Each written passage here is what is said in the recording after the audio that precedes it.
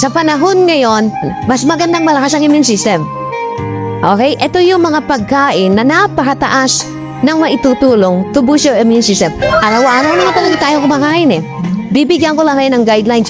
Ito yung pwede niyong kainin ngayon at maniwala ka, pag malakas ang immune system mo, nothing to worry about. Natural food to boost your immune system. Number 1, citrus fruits. Mamili kayo kahit anong gusto niyong citrus fruits.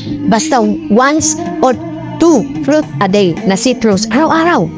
So kung dati, kung ano-ano lang yung prutas na maisip nyo, ngayon, lipat tayo. Punta tayo sa citrus fruits. Marami naman yan. Dahil ang citrus fruits ay napakataas ng vitamin C. 2, red bell pepper. Oh, marami ang hindi nakakaalam. Ano ang red bell pepper? Siling?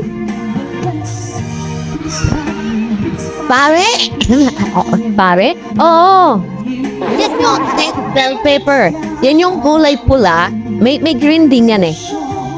Yung green hindi pa masyadong hinog. Hindi pa pwede, pero pwede yon. Okay? Dahil ang red bell pepper daw po ay doble ang vitamin C kaysa sa citrus fruits. So kung magluluto kayo, tama ba nagluluto kayo? Kumakain ka na ng prutas, lagyan mo ng red bell pepper yung kinakain, no? Masarap na yung pagkain mo, mataas pa yung immune system mo. Okay ba yon? Number 3, broccoli. Siguro alam yung broccoli. Bakit daw kailangan ng broccoli? Because of the vitamins and minerals. Dahil punong-puno rin siya hindi lang ng vitamin C. Meron din siyang vitamin A, C, and E. Yeah, as well as many other antioxidants and fiber. Malaki may tutulong di broccoli para din mag-digest properly ang ating sikmura. Number 4, Number 4, garlic. Kung kaya nyo, guys, ang garlic ay napakataas magpalakas ng ating immune system. Kung kaya nyo lang naman, ha?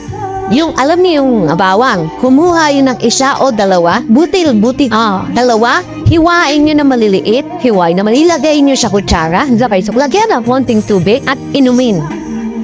Yes, dahil pag gaganon, iinit yung loob ng inyong katawan. Kaya, pag mainit ang inyong katawan, mataas ang resistance. Ayos ba yan? Ayan. Alright, number 5. Ginger. Okay, sabi ng marami, luya. Okay, ano ang the best way para magamit natin ang luya para sa ating kalusugan? Ako, ang suggestion ko, hot ginger tea. Humiwa kayo ng ilang piraso ng ating luya, pakuluan, or huwag niyong pakuluan. Mainit na tubig, 1 tasa, ilagay niyo yung 3 pirasong hiwa. Babad niyo, magiging tsaa. Pagkatapos, lalagyan mo na isang kalamansi, kalahating kutsaritang brown sugar. Haluin. Di may hot tea ka na. Number 6, spinach. Bakit daw maganda ang spinach? Rich in vitamin C. Napakagandang gulay po ng spinach. Okay, number 7, almond. Hindi lang basta almonds. Kahit anong nuts, nakaka-boost ng immune system ang nuts. Mali tayo ng pananaw sa Pilipinas na ang mani ay mag-cause para tumaas ang inyong uric acid. Maling paniniwala po yan. Maliho. Tumataas ng po ang uric acid ng isang taong kumakain ng mani. Pag ang mani, kinain nyo sa gabi. Kasi hindi na siya madadigest properly kaya nagiging uric acid. So magandang kainin ng mani hanggang hapon lang. Number 8 is papaya. Bakit daw papaya? Safe ninyo, isang papaya lang pala, meron siya na 224% dominong pangangailangan ng katawan natin. Ang katawan natin kailangan 100% lang, di ba? Pero ang isang papaya ay meron ng 224%. So if you will eat 1/2, kalahati lang ng papaya, nakuha mo na yung pangangailangan vitamin C ng katawan mo. Sa papaya, kakainin lang kasama buto o hindi? Hindi, pero itinuro ko na yung buto. Yes, yung buto ibe-blender kasama ang pineapple juice, pineapple chunks. I-blender maigi, medyo maangang siya. Pero nakakapatay siya ng amoeba. Sa panahon ngayon, mas magandang malakas ang immune system.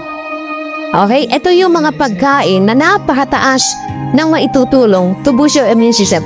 Araw-araw naman talaga tayo kumakain eh. Bibigyan ko lang kayo ng guidelines.